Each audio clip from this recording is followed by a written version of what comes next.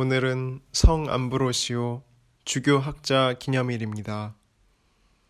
루카가 전한 거룩한 복음입니다. 하루는 예수님께서 가르치고 계셨는데 갈릴레아와 유다의 모든 마을과 예루살렘에서 온 바리사이들과 율법 교사들도 앉아 있었다. 예수님께서는 주님의 힘으로 병을 고쳐주기도 하셨다.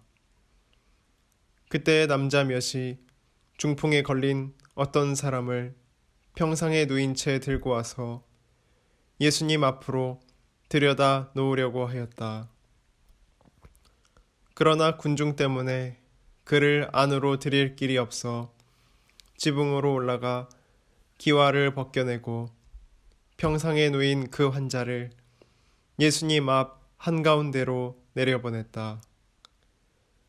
예수님께서 그의 믿음을 보시고 말씀하셨다. 사람아, 너는 죄를 용서받았다.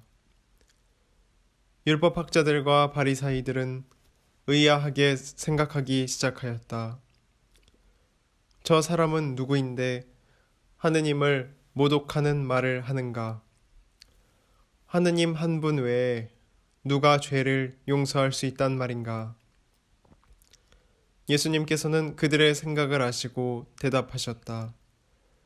너희는 어찌하여 마음속으로 의아하게 생각하느냐? 너는 죄를 용서받았다 하고 말하는 것과 일어나 걸어가라 하고 말하는 것 가운데에서 어느 쪽이 더 쉬우냐? 이제 사람의 아들이 땅에서 죄를 용서하는 권한을 가지고 있음을 너희가 알게 해주겠다. 그러고 나서 중풍에 걸린 이에게 말씀하셨다. 내가 너에게 말한다. 일어나 내 평상을 가지고 집으로 가거라. 그러자 그는 그들 앞에서 즉시 일어나 자기가 누워있던 것을 들고 하느님을 찬양하며 집으로 돌아갔다. 이에 모든 사람이 크게 놀라 하느님을 찬양하였다. 그리고 두려움에 차서 우리가 오늘 신기한 일을 보았다 하고 말하였다. 주님의 말씀입니다. 그리스도님 찬미합니다. 찬미예수님, 어떤 사람이 결혼을 하려고 결혼 소개소를 찾아갔습니다. 찾아가서 여기가 소개소입니까? 하니까 예, 그렇습니다. 그래서 제가 결혼을 하려고 그러는데 혹시 적당한 사람 있겠습니까? 그래서 예, 많죠. 이렇게 하면서 그 사진을 쫙 이렇게 보여주었습니다.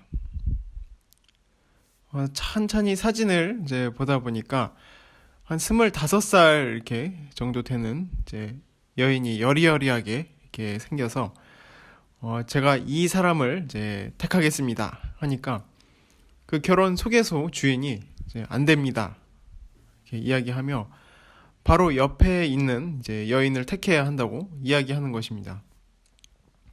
그래서 이 남자가 이 사진을 이렇게 보니까 이 여자가 머리가 희끗희끗한데 한 나이가 50살 정도 넘은 여인이었습니다.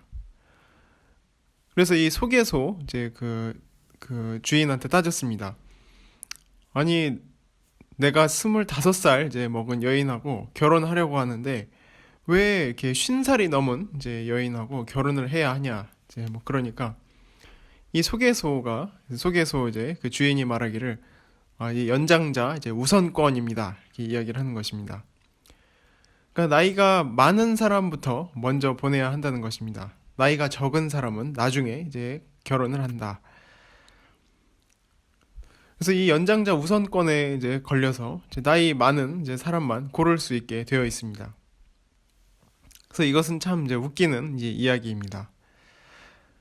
그런데 우리가 웃는 사이에 또 세상은 이렇게 질서가 다 정해져 있습니다. 어디 가도 연장자가 우선인 곳이 많습니다. 뿐만 아니라 모든 것들이 질서정연하고 논리적으로 꾸며져 있습니다. 그래서 이런 논리 때문에 우리가 꼼짝을 못합니다. 예를 들어서 이제 돈 많은 사람이 행복해야 하고 돈 없고 찢어지게 가난한 사람은 불행하다. 이것은 세상이 주는 논리입니다. 그렇기 때문에 사람들은 돈을 많이 벌고 그 안에서 행복을 찾아갑니다. 돈이 없는 사람은 이제 찢어지게 가난하기 때문에 불행하다고 생각합니다. 이것이 이제 질서, 세상이 갖고 있는 질서 중에 이제 한 예가 되겠습니다. 네, 이런 이제 질서를 뒤집어 엎는 것이 중요합니다. 주님께서는 이러한 질서를 뒤집어 엎으십니다. 오늘 복음의 이야기가 그것입니다. 너는 죄를 용서받았다. 아니, 저 사람은 누구인데 하느님을 모독하는 말을 하는가? 하느님 한 분 외에 누가 죄를 용서할 수 있단 말인가? 오직 신만이 이제 죄를 용서할 수 있다고 믿었는데 사람의 아들에게 그 용서할 권한이 있다. 사람에게도 그 땅에서도 그것을 풀 권한이 주어진다는 말씀을 하십니다.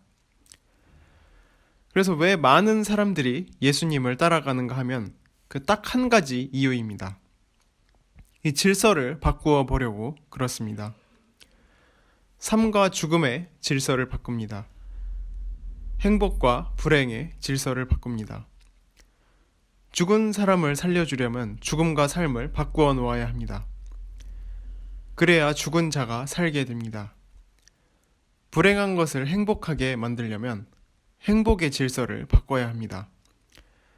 그래서 불행한 우리를 행복으로 뒤집어 주십니다.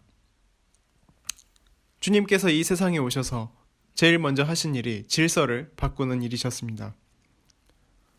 세상이 만들어 놓은 질서들은 우리에게 오는 고통을 고통이라고 생각하게 만듭니다. 그러나 주님께서는 이 질서를 바꿔서 고통이 쾌락이 될 수가 있고 또 쾌락이 오히려 고통이 된다는 것을 알려주셨습니다.